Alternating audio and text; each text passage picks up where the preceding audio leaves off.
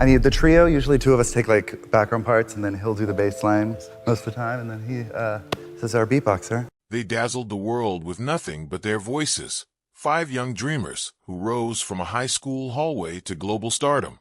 Their harmonies were flawless, their chemistry magnetic, and their success meteoric.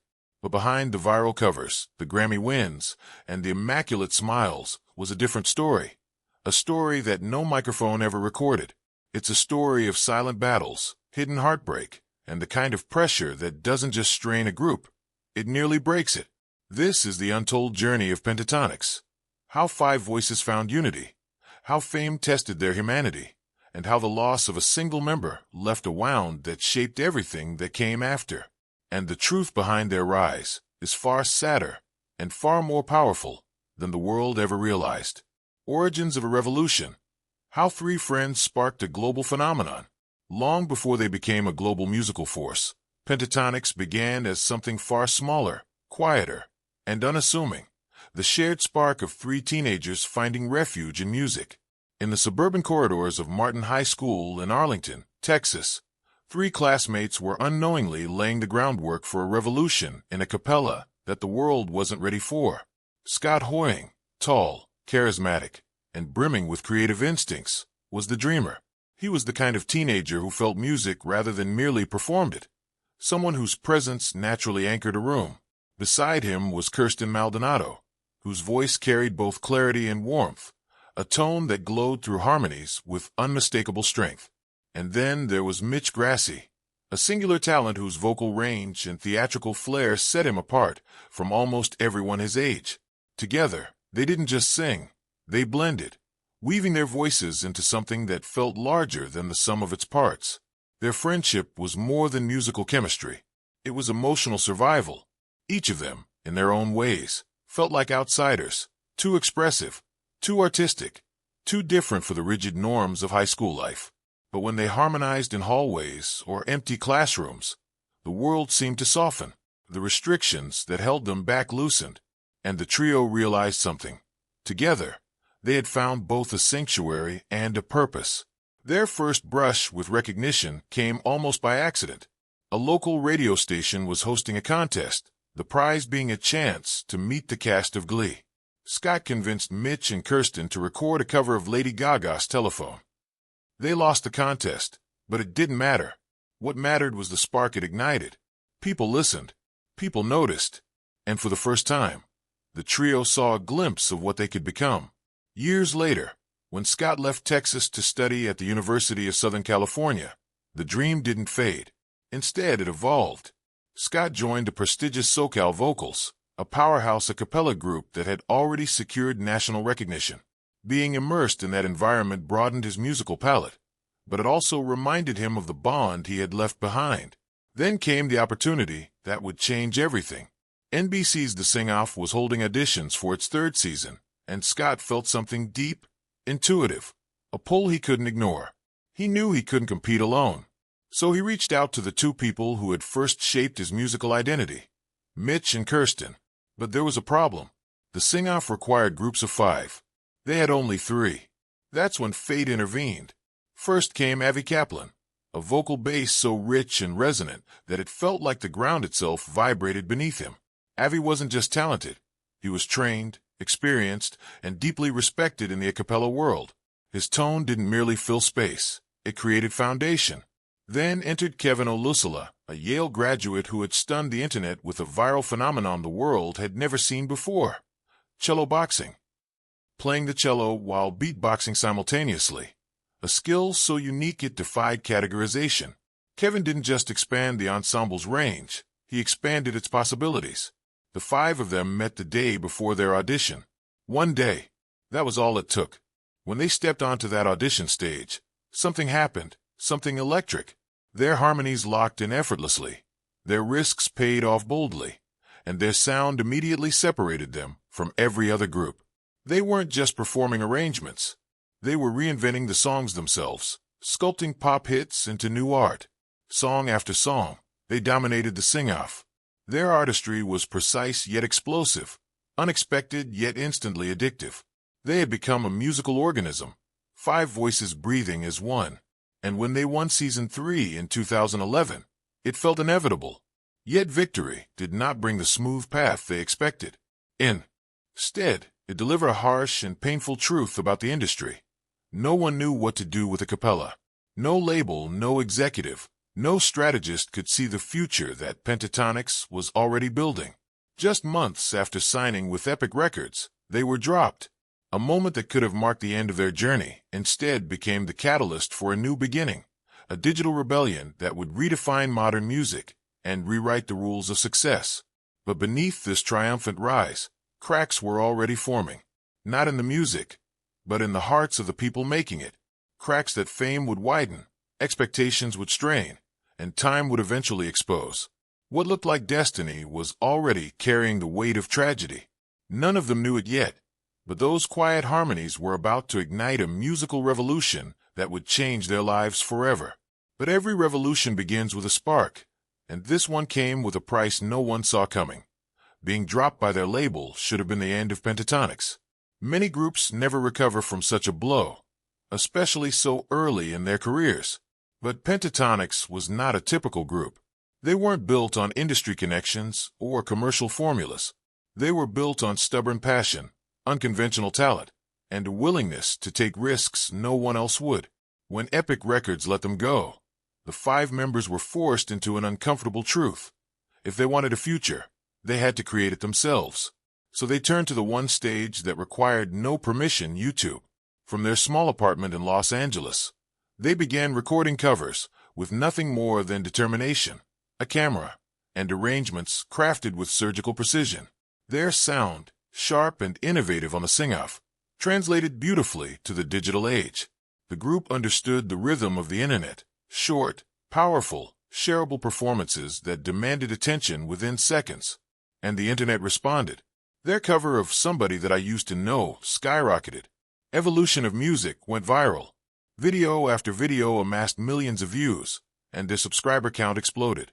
Pentatonix had bypassed the traditional music industry entirely, building a global audience from scratch. Their fans, Pentaholics, didn't just like their music, they were devoted to it. But behind this incredible rise, a pressure began brewing.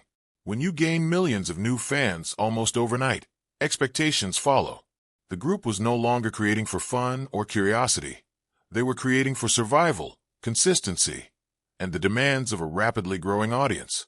Every arrangement had to be tighter. Every performance had to be flawless. Every upload had to outperform the one before. Perfection wasn't a goal. It became the standard, the unspoken requirement for their continued success. And it came at a cost. As their online fame surged, their workload intensified. Content creation became constant. Touring schedules grew longer. Rehearsals became more demanding. And with every new album or video, the stakes climbed higher. For the world, Pentatonix looked invincible, a unified force whose harmonies blended effortlessly, whose smiles never cracked, whose chemistry seemed unbreakable. But the truth behind the scenes was more complicated. Each member was dealing with pressures the public never saw. Scott, naturally charismatic and positioned as a front-facing leader, felt immense pressure to hold the group together.